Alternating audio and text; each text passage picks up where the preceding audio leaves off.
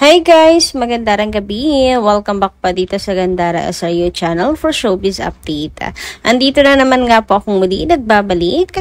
Nagmamaganda ninyo kachismosang Kim Pao, wala na nga pong iba si Gandara upang maghatid sa inyo ng latest update and fresh happenings patungkol kina Kim Chiu and Paula Avellino. And para nga sa gabing ito, so ayan, para sa atin pong Setyembre. So, pag-usapan muna natin ang Kim Pao tungkol sa kanilang bakasyon. Uy, natong nakaraan pinag-uusapan si Aki Tapos, ang Kim Pao extended ang vacation. Uy, deserve naman nila po yun.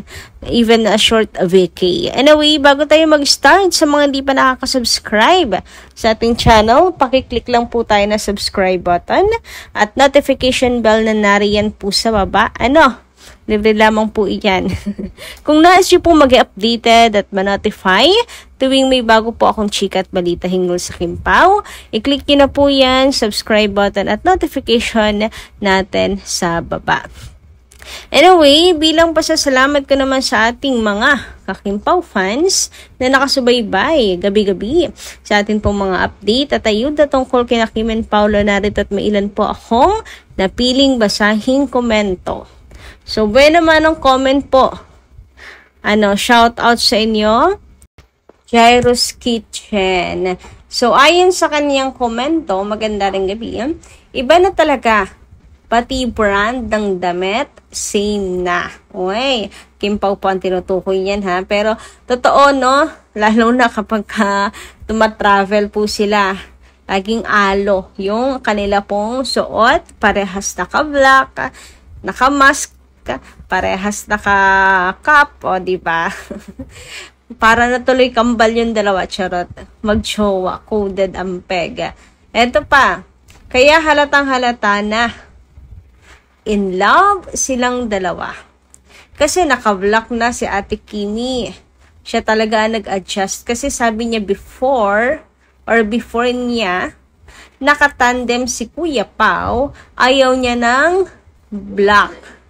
But now, basta magkasama sila, naka-block na si Ate Kimi. Diba? Yan yung sinasabi ko sa inyo. Kaya sa lahat ng mga ka-Kim Pao natin, kapag naka-block si Kim Chiu, alam niyo na. Sabi ko nga, basta Kim Pao ka, alam mong ibig sabihin yan. Si Kim na nga daw po yung nag-adjust. Hindi naman siya nag-adjust, nakahiligan na lang nahawa. Ganun siguro talaga nagagawa ng pagmamahal, So, ayan, hindi na pang cinema ang samahan, kundi pang habang buhay na, hoy, grabe sa habang buhay, nakakalampot, Sir Jairus, iba ka. Anyway, ito pa, dream girl niya si ate, or si Ate Kim.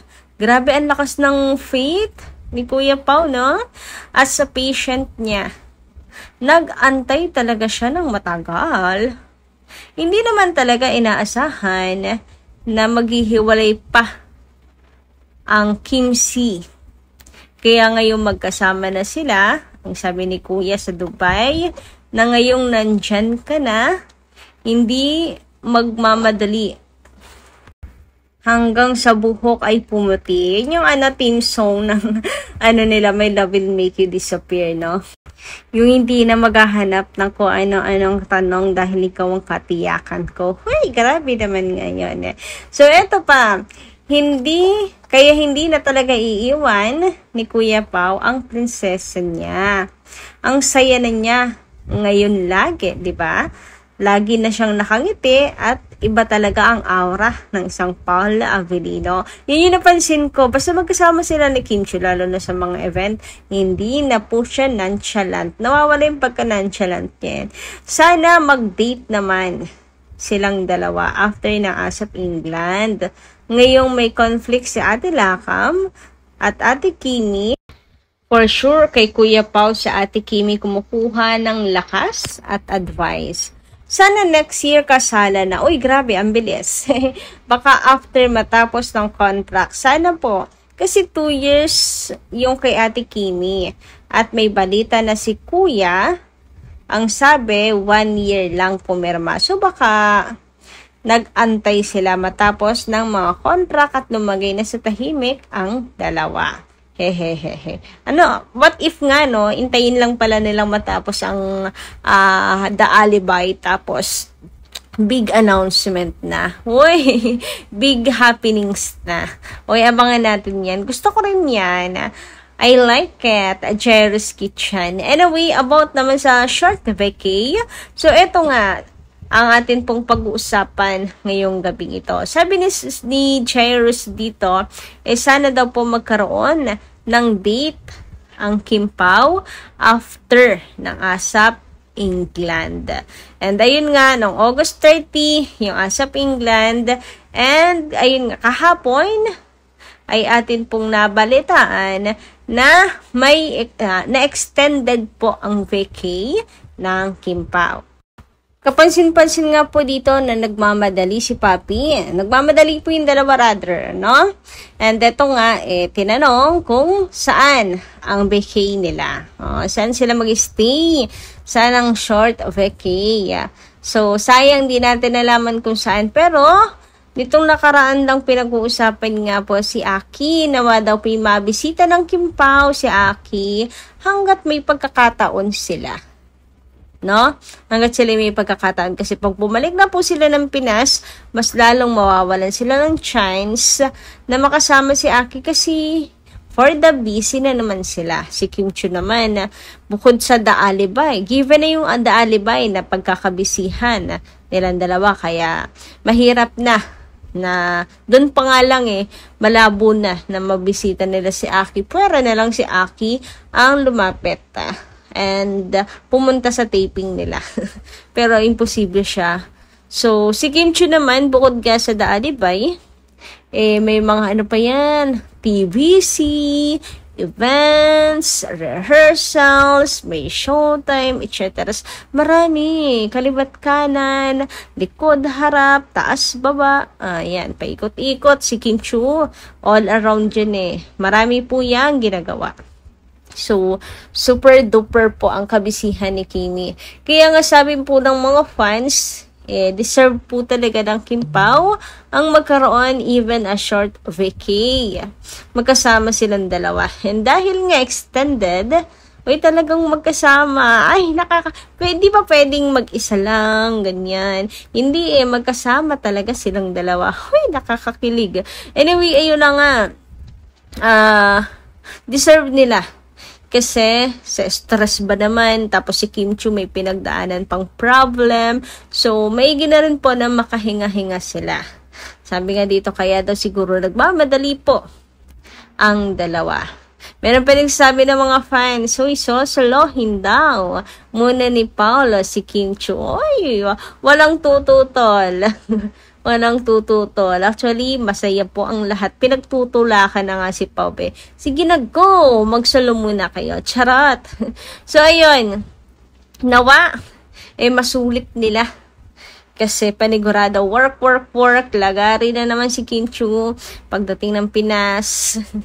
And, yung iba naman, hinahanap na rin si Kim Chiu sa showtime. Namimiss na rin si Kimi sa showtime. Medyo rin kasi ang limited yung ayudas pag nasa taping So namimiss nila yung mga ngiti ni Kim Chiu. Pero sa ngayon ayan, pumuna natin ang bakasyon ni Kim Chiu. Yan. Lalo nga, sabi nga dito ay nagkaroon ng problema si Kim and Ate Lakam. So si Paolo ang possible na kanyang takbuhan, iyakan, shoulder to cry on, ganyan. Deserve right timing, kumbaga napaka-timing para makahinga and everything, makapag-reflect, etc. Sabi naman dito ni Tess Solian, Kim Pao magjusawa na yan. Kaya lahat ng bagay share sila. Talagang mahal nilang isa't isa. Kaya marami mga bashers na inggit. Pikit. Gusto pang makisawsaw at umepal para mapaghiwalay ang Kim Pao. Sorry na lang kayo. Matibay at mahal nilang isa't isa. Kaya wag nang balaking i-partner pa sa iba ang Kim Pao. Maraming aalma ng mga fans at netizens. Kim Pao lang sapat na magkasama kahit saan man. Yung mga bagong artista at love team, pasikatin na lang sa sariling sikap. Huwag na para sa Kimpaw. Sila lang ang iniidolo ko. Senior na ako. Kaya masaya ako pag nakikita sila.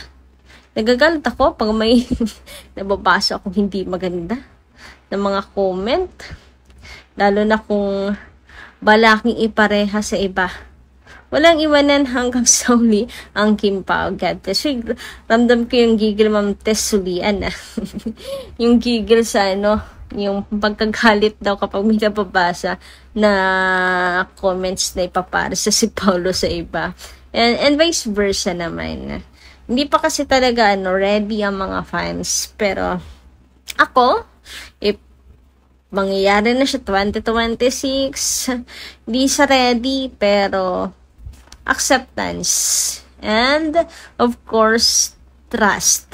Yun lang. Acceptance and trust, of course, hindi lang kay Paulo, kundi sa Kimpaw. So, yun lang po muna guys sa ating update. Maraming salamat po sa inyong pakikinig.